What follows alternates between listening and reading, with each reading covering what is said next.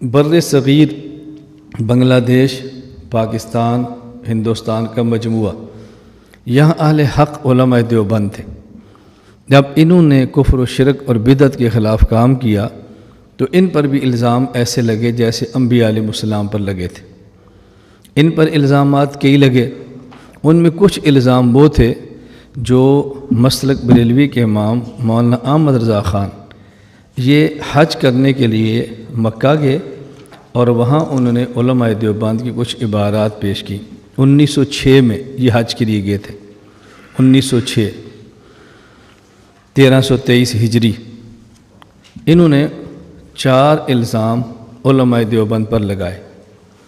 پہلا الزام یہ تھا کہ مفتی رشید احمد گنگوئی رحمۃ اللہ علیہ نے فتاوی رشیدیہ میں لکھا ہے کہ اللہ تعالیٰ جھوٹ بولتے ہیں، الیاذ باللہ۔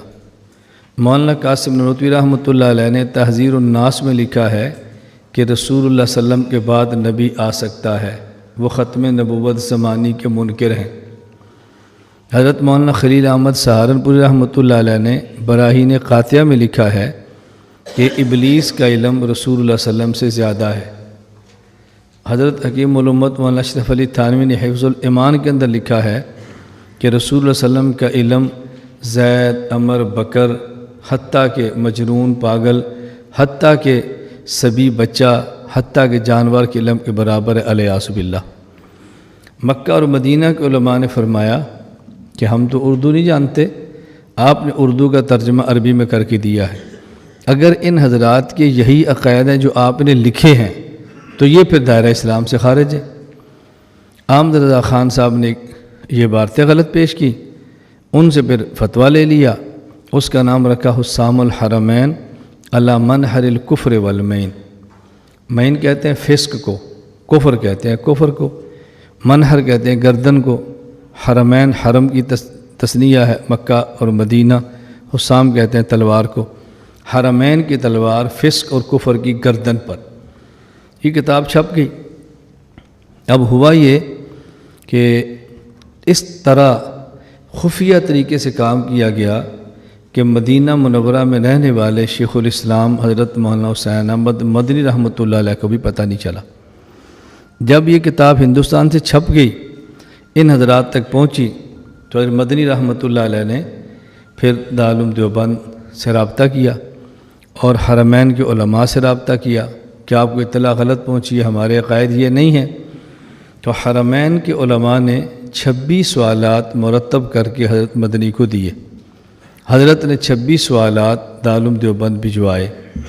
ان حضرات نے متفقہ طور پر مولانا خلیل احمد سہارنپور رحمۃ اللہ علیہ کو منتخب فرمایا۔ انہوں نے 26 سوالات کے جواب دیے اور ان 26 سوالات کے جو جواب ہیں اس کا نام ہے المحند علی المفند۔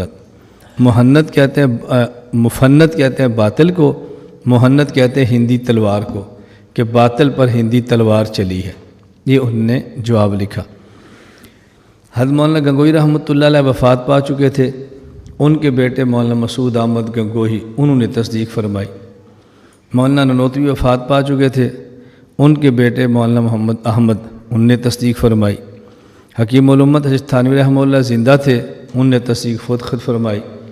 حضرت مولانا خلیل احمد سہارنپوری کتاب لکھنے والے ہیں، اب تصدیق کی ضرورت ہی نہیں ہے۔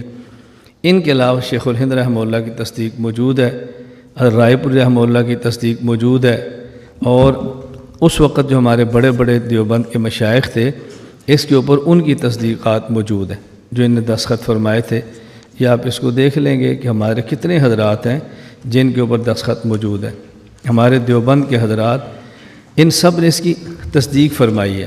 اب یہ جو کتاب المحند علی المفند ہے، یوں سمجھیں کہ اب یہ عام کتاب نہیں ہے بلکہ علماء دیوبند کی متفقہ دستاویز ہے۔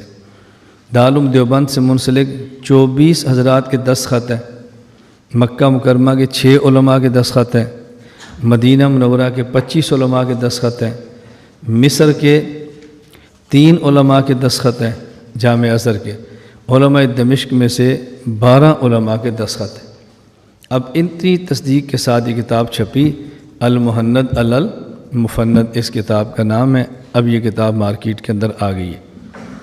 تو یہ المحند علی المحند علماء دیوبند کے عقائد کی دستاویز ہے، اس لیے بطور عقیدے اس کتاب کو پڑھا اور پڑھایا جاتا ہے۔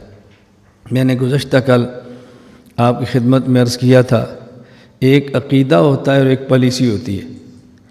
تو مہند یہ عقیدے کی کتاب ہے، پالیسی کی کتاب نہیں ہے۔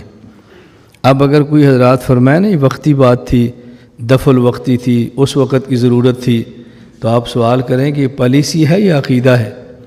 پالیسیاں وقت کی ضرورت ہوتی ہیں، عقیدہ وقت کی ضرورت نہیں ہوتی۔